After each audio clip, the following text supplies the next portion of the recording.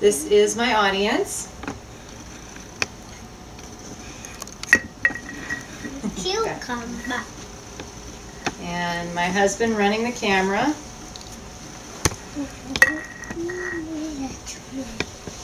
She probably thought it would never happen to her. You see it on the news or in the newspaper and think how horrible it must have been to be that person who was abducted or raped. The idea that you may end up being that article that someone is reading about never seems real.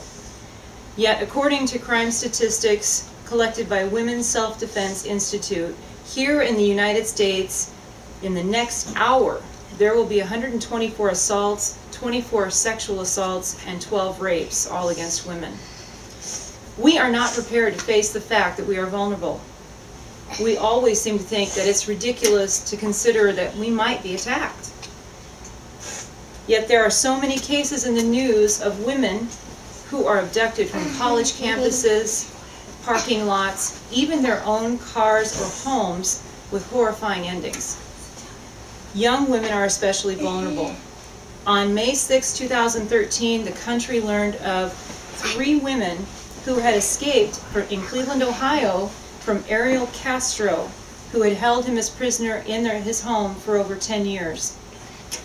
Amanda Berry, Gina De Jesus, and Michelle Knight had been held for that long within 3 miles of where at least 2 of them had been abducted.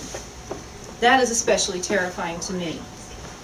The National Institute of Justice gave these statistics from student voluntary reports, not crime reports, of assaults on college campuses where 3% of all college women become victims of either completed or attempted rape in a given 9-month calendar year. That's 1 school year.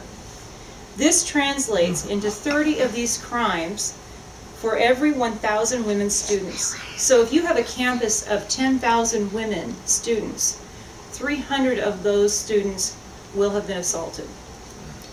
The National Sexual Violence Resource Center found that an estimated percentage of the same crimes in higher educational institutions was about 20 to 25% over the course of their college career.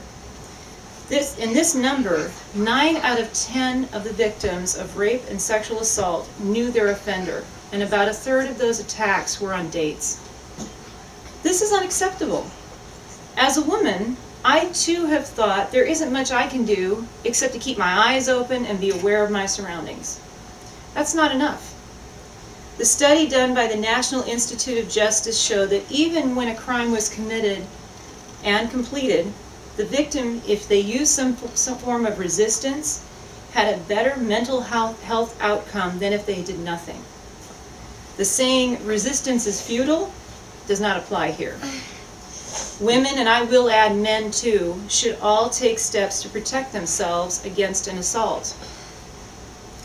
At the beginning of this month in Philadelphia, Carlisha Freeland Gaither was walking home from visiting friends and was grabbed by a man named Delvin Barnes, who was a convicted rapist. A video surveillance camera actually caught the attack on tape and saw that she fought her attacker every step of the way, even as he drug her into the car. He did get away.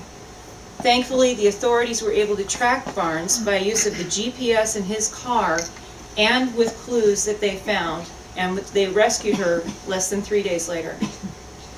Being prepared to defend yourself is one of the best ways to lower the chance of someone successfully attacking you. I don't mean that you need to go out and become the next Jet Li, learn martial arts, and know how to cripple someone. I mean every woman should learn how to defend themselves physically so they can get away.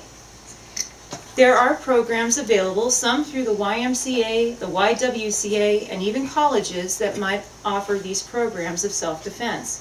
Or there are martial arts studios that offer those basic classes. I'm sure many of you are thinking the same thing I did. Great, another class to add to my schedule. Like I have the time for that. Well, I did research online, and the Women's Self-Defense Institute actually offers online classes to learn different training techniques to defend yourself. So there are some ways that you can handle this without having to go through an entire martial arts class. And if you're thinking that just because you live in a small town, it's never going to happen here, Think again. Last week here in Clarkston, Washington, a 69-year-old woman was attacked, raped, and killed on the levee next to the Snake River, and the man who attacked her was in his 50s. Being in a small town does not make you immune. Even without taking a class, using your common sense can help avoid these situations. Be aware of your surroundings as you go out. Keep your eyes open to someone who may be following you. If it seems to be that way, go into a public place and tell someone. If you have to walk out at night, choose a route that is public and well lit. See if a friend can go with you so you're not alone. Don't take a dark alley if you can help it. When you park your car in a parking lot at night, make sure it's in a well-lit area and lock the car. When you return to your car, make sure that you check the car that no one has gotten into it and is hiding. And if you're walking at night to meet someone, call them on your cell phone and let them know you're on the way, and that you're going to be there in a few minutes. Maybe keep them on the phone the whole time. If you're leaving work late at night, call home and say, I'm on my way home. I've done that several times when I know I'm going to be leaving after dark. Additionally, there are some items that can be purchased to fend off an attack. I have small pepper spray that can be kept in my purse or in my pocket. It can also be a keychain. So if someone grabs me from behind, I can hold it over my shoulder and spray someone. I also have a small rod with a rounded pointed end. And again, if someone grabs me, I would jab it into their arm and hopefully hurt them enough to where they let me go. There are other things you can buy, but you want to make sure they're legal. Many times these attackers are looking for an easy victim. Someone willing to fight and get away is not always worth it to them because they might get hurt. There is no guarantee that that's going to be the case every time. But if you take precautions, and you'll better your chances from avoiding being attacked successfully and maybe getting away to safety. I know that is what I choose to do rather than take the option of doing nothing and being more susceptible. For those who are interested, I have printouts from the Women's Self-Defense Institute website about their online classes and some tips about how to keep your eyes open and be aware of your surroundings. Please be safe. Thank you.